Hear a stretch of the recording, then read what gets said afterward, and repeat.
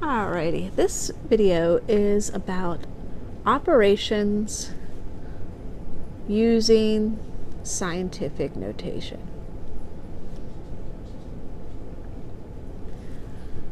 In particular, we're going to talk about dividing with scientific notation. Okay?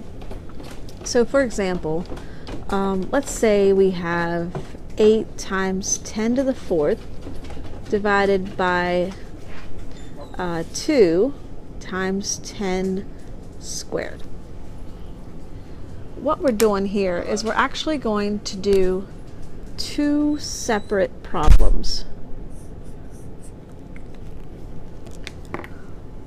One thing we're going to do is just take 8 divided by 2. So that one's easy. 8 divided by 2, which is going to be 4. Okay, so there's part of our answer. This one is also easy, but it uses the exponent rules, the laws of exponents. So I want you to think about what it would be if it was x to the 4th divided by x squared. What you would do is you would think to yourself, okay, well, if x to the 4th is x times x times x times x, and x squared is x times x, then we can cross off 2 of them, and we're left with x squared. Or what I want you to do today is I want you to use the rule, the quotient rule, and I want you to start subtracting. 4 minus 2 would be 2. So when we put all this together, we're going to copy this, but instead of it being x to the second, it's going to be 10 to the second, because what we're doing really is taking 10 and then 4 minus 2 for the exponents. We're going to keep the base and subtract the exponents, and we're going to get 10 squared. So when we put all of this together, 4 times 10 to the second. That's what the answer would be. So what you're really doing is you're applying other knowledge, like knowledge that you've gotten from other places, and you're using it on scientific notation. You're using the laws of exponents to solve this, and then you're using basic arithmetic to solve this. And then you put it together and you have an answer.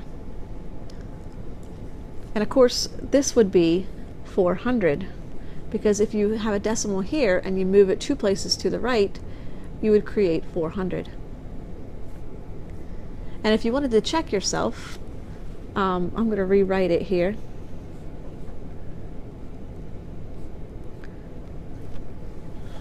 Eight times 10 to the 4th would be 8, and then we'd have 4 zeros. So it would be 80,000, because I'd hop 4 times, I'd hop 4 times, and I'd get 80,000. And then 2 times 10 squared would be 200. In your calculator, if you take 80,000 and divide it by 200, you will get 400, which is the same answer. Some of the problems are going to be so big that you don't want to check yourself, because your calculator is not going to be able to hold all the digits. That's where this comes in really handy. You can do a lot of it manually with paper and pencil. And most of the time, you know, calculators are easy, but in scientific notation, I think it's actually easier to use your common knowledge or your previous knowledge to solve. So let's do another one. Let's say we had 10. Well, we can't use 10. I don't know what I was thinking.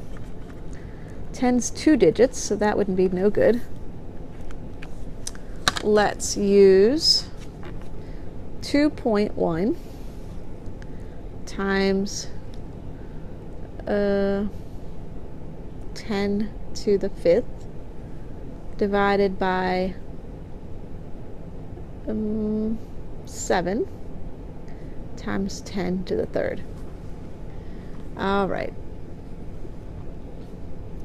Well, I could expand this and I could figure out what they really are, but I don't need to. I can just divide this part and divide this part. 5 minus 3 is 2. So I know I'm going to get 10 squared. And then 2.1 divided by 7. I think we should change it. Let's just change it. Well, I can't do that. I think it's going to mess us up. Let's see what we get here. I'm going to use the calculator, and you use the calculator yourself. Take 2.1 and divide it by 7. Yeah, we get 0.3, but we can't have that because 0.3 is not in scientific notation. I would have to move it to this 3 times 10 to something. So if I have to move over and for it to be accurate, then this is actually a little too hard for where we are right now. But it's okay. We'll figure it out. All right, let's change it to real numbers first. So if I hop twice, I'm going to get 30. So my answer is definitely 30. But to get 3 times 10 to be 30, I just need it to be to the first power. The reason why we drop 1 is because we had to hop 1 to make it be in real scientific notation. I will not pick an example like that again. Let's do another one. If you are confused, just hold tight. It'll get easier in a couple minutes. I won't pick a hard example like that. Let's try another one. Let's do 9 divided by 3. And then we'll do times -4 and times 3. Okay. Obviously, the numbers are going to divide out well. But these, it's a little confusing because I have a negative and a positive. But we're still going to follow the rule. The law of exponent rule says keep the base and subtract the exponents. So I got -4 minus 3. Notice -4 minus 3. It's always the top number minus the bottom number.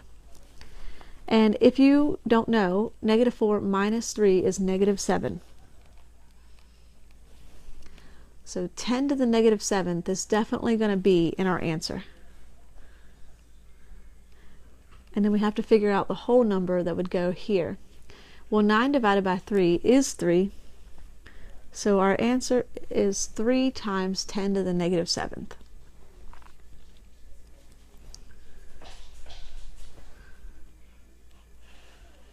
If you use multiplication for scientific notation, it is the same thing. Let's say we did 2 times 10 to the 4th, and then we multiplied 3 times 10 squared.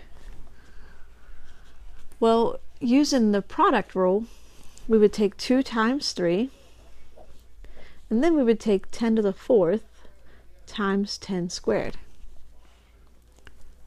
Well, 2 times 3 is 6, and then 10 to the 4th times 10 squared, you would add these, and you would get 6 times 10 to the 6th. So if you don't remember the exponent rules, you do need to know them to be able to use these functions. Let's try another one. Let's say we did 4 times 10 to the -5th times 2 times 10 to the 4th. Well, we're going to take 4 times 2 and get 8. Then we're going to take 10 to the -5th times 10 to the +4th and get 10 to the -1, because -5 plus 4 is -1. So that would be our answer there. So I'll show you how we got that. 2 times 4, and then we did 10 to the -5th times 10 to the 4th. And when you're multiplying, the product rule says keep the base and add the exponents. And that is 10 to the -1. And then 4 times 2 is 8. All right, we're going to do some examples on an assignment, and hopefully it'll make more sense. If you are confused, just take the notes and then try some examples with the next video, and maybe it'll make sense. Don't give up.